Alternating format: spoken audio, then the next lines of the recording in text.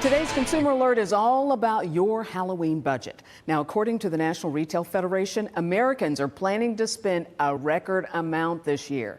But I found out that just because we're spending more does not mean that we're buying more. The prices of many of our Halloween favorites are downright scary. It wouldn't be All Hallows Eve without those pop-up costume stores we see every year. Spirit Halloween. And that's where we found these three, Brady, Shaylee, and Leah, who trick-or-treat together every year. Hey, what were you last year?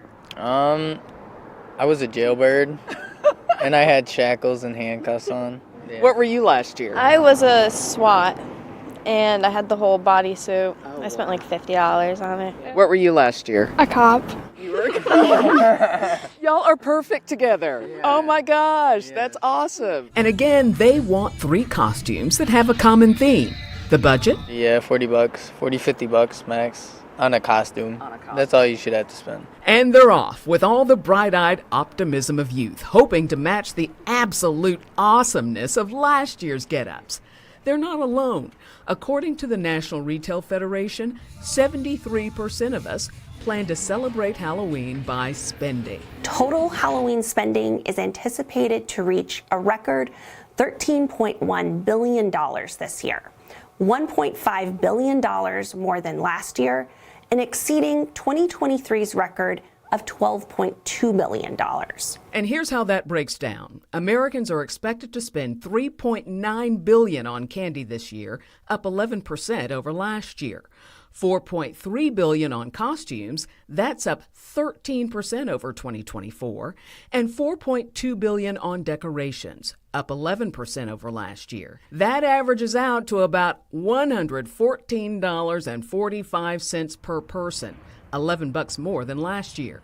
But while we're spending more, we're not necessarily getting more.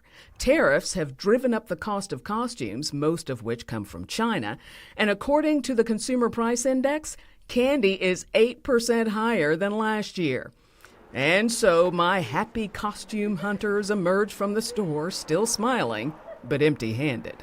Did you not find anything you wanted? No, everything was like $60, $70, and it's just... that's a lot. That's $10 to $20 over budget.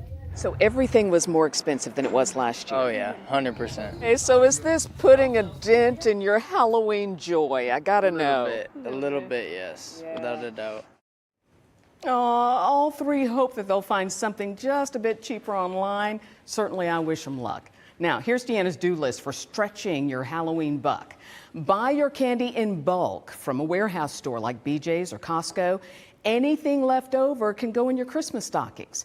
For your costume, this is the year for DIY. Now, if that's not your thing, check resale shops like Once Upon a Child for your kiddo and consider renting your own. Sometimes renting, especially this year, is cheaper than buying.